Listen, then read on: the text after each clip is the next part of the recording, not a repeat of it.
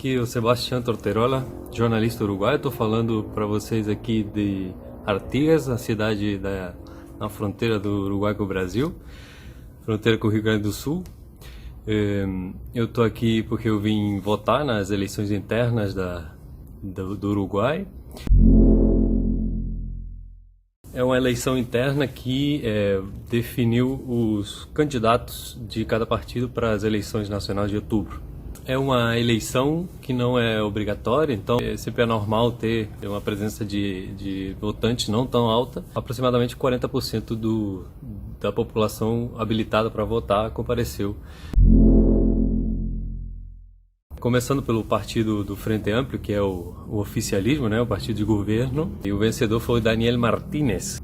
Ele ganhou com aproximadamente 42% dos votos. Daniel Martínez tem um bom índice de aprovação, sendo o último prefeito da intendência de Montevideo. Ele é engenheiro, foi ministro de Energia e Indústria, também sendo anteriormente presidente da ANCAP, que seria equivalente à Petrobras no Brasil. Já todo mundo sabia que ele ia ficar em primeiro lugar, mas tinha 3 outros candidatos, que eram a Carolina Cose, que também foi ministra de Indústria e foi apoiada pelo Pepe Mujica, né? Aí pode-se dizer que ela foi uma das perdedoras da interna, porque ela ficou em segundo lugar, mas com uma margem mínima com respeito ao terceiro, que era o Oscar Andrade, que ele é um membro do Partido Comunista e representante da classe trabalhadora, também presidente da União dos Construtores, né? Ele, na minha opinião, é quem conseguia transmitir mais, o candidato mais vibrante no seu discurso, em comparação com os outros dentro do Frente Amplio. Então, isso também demonstrou essa paridade entre Carolina Cose, a candidata do Mujica, e Oscar Andrade.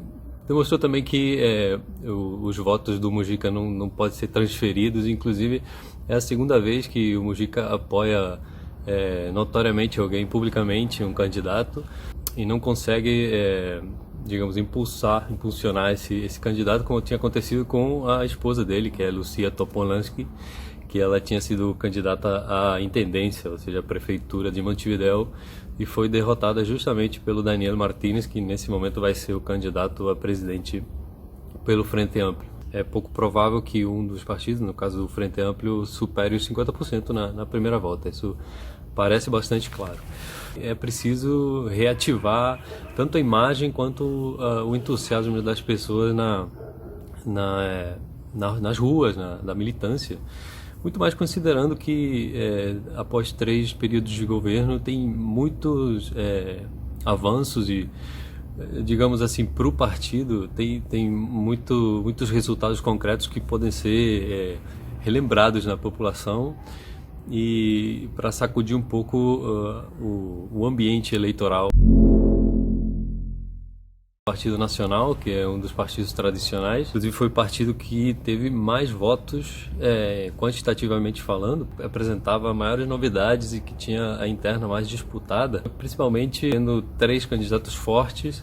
O primeiro, que foi vencedor, se consolida como líder do partido, Luis Lacalle Pou, filho do ex-presidente Luis Lacalle Herrera, que tinha se perfilado como líder do partido, inclusive com certa surpresa, quando nas eleições nacionais anteriores ele ganhou as internas do Larrañaga, que é um dirigente histórico do interior e senador.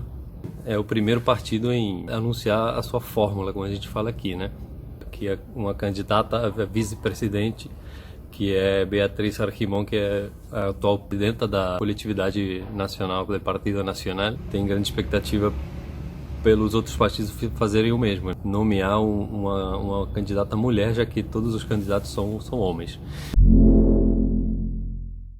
E o caso de maior impacto midiático nessas internas, que foi o outsider Juan Sartori.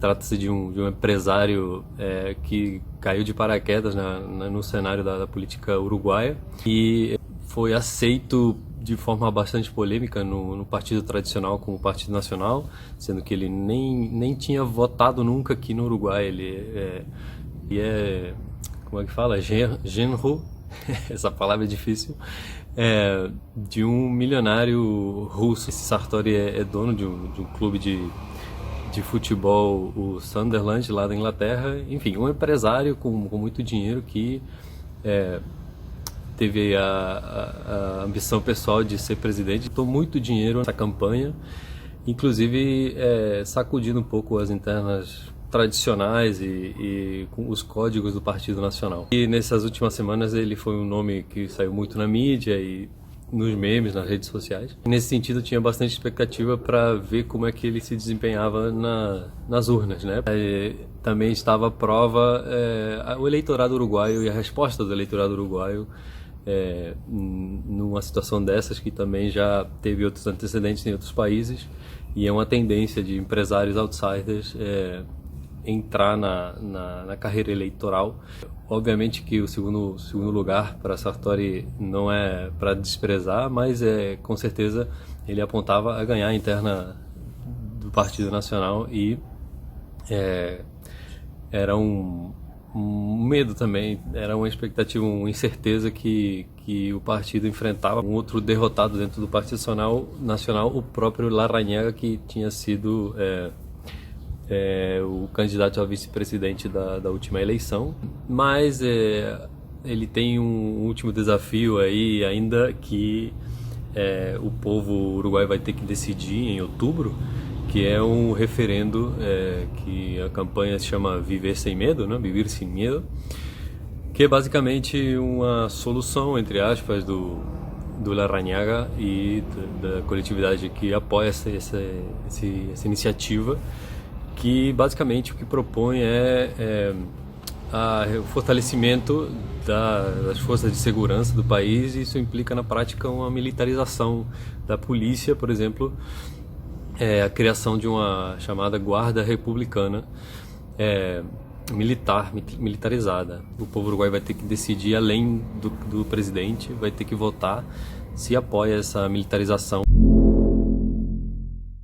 Em terceiro lugar é o Partido Colorado, que é um outro dos partidos tradicionais que governou o Uruguai por bastante tempo, teve muitas presidências, mas que nos últimos períodos estava em franca decadência, com muito pouca expressão eleitoral e com a ausência de renovação, de lideranças, tendo na última eleição, se não me lembro mal, em torno de uns 5% apenas, e em nível nacional só um dos departamentos do Uruguai, que seria o equivalente ao estado no Brasil, é Colorado. Foi também interessante a interna, porque teve inicialmente Ernesto Talvi, um economista que é também novo na cena política uruguaia, se apresentava como a principal carta de renovação, e aparentemente ia sem concorrência na direção das internas, de